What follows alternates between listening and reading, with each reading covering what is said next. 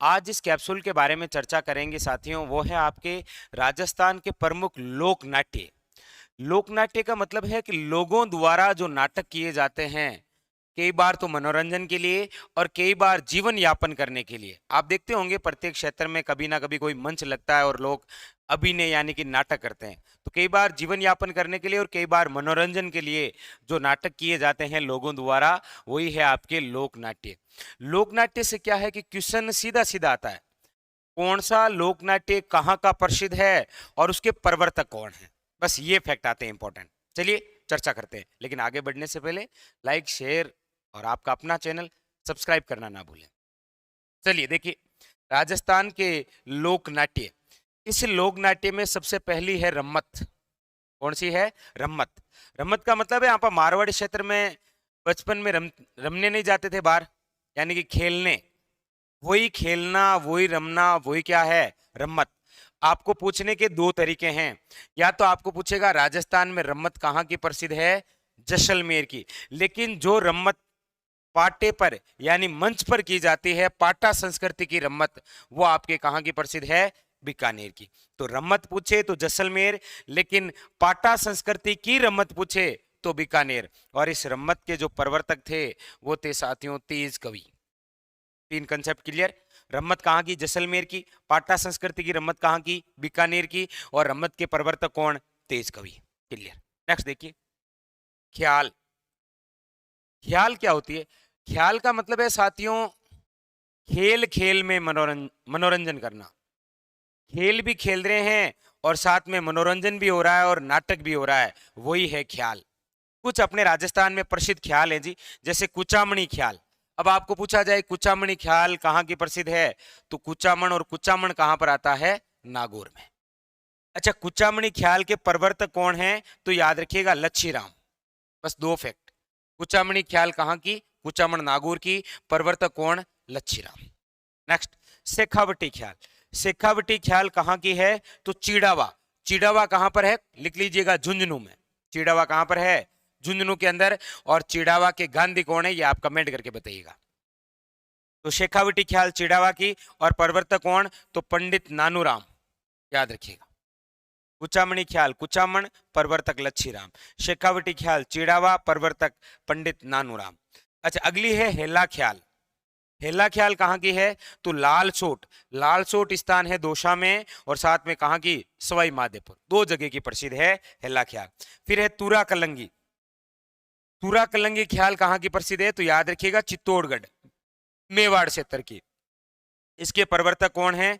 तो साहे अली और तुकनगीर। साहे अली मुस्लिम है और तुकनगीर एक हिंदू है।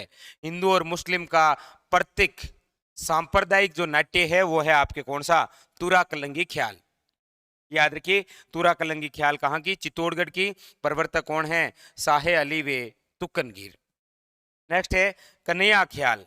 और कन्हैया ख्याल पूर्वी राजस्थान में।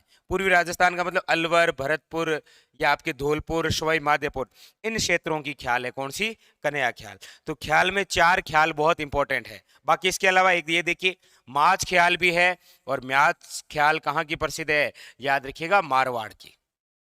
कुचामणी ख्याल, शेखावटी ख्याल, हेला ख्याल, तुरा कलंगी ख्याल, कन्हैया ख्याल और माच के ख्याल, ये मारवाड़ की। क्लियर। फिर देखिए लीला। लीला दो प्रकार की। एक तो रामलीला है, भगवान श्री राम से संबंधित, और रामलीला मुख्यतः कौन से क्षेत्र में? याद रखिएगा, मारवाड़।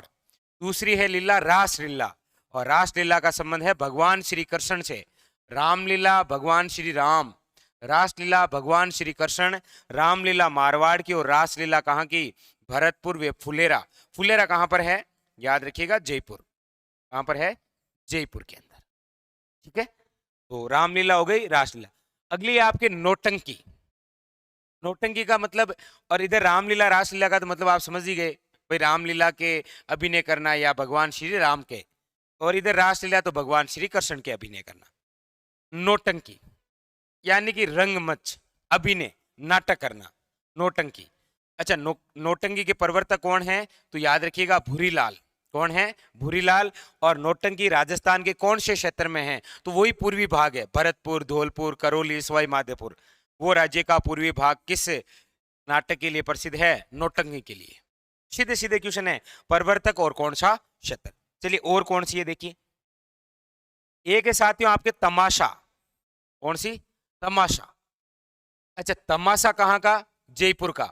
और इसके कलाकार कौन है? तो बंसीधर भट्ट। ये दो चीजें याद रखिए। तमाशा कहाँ का?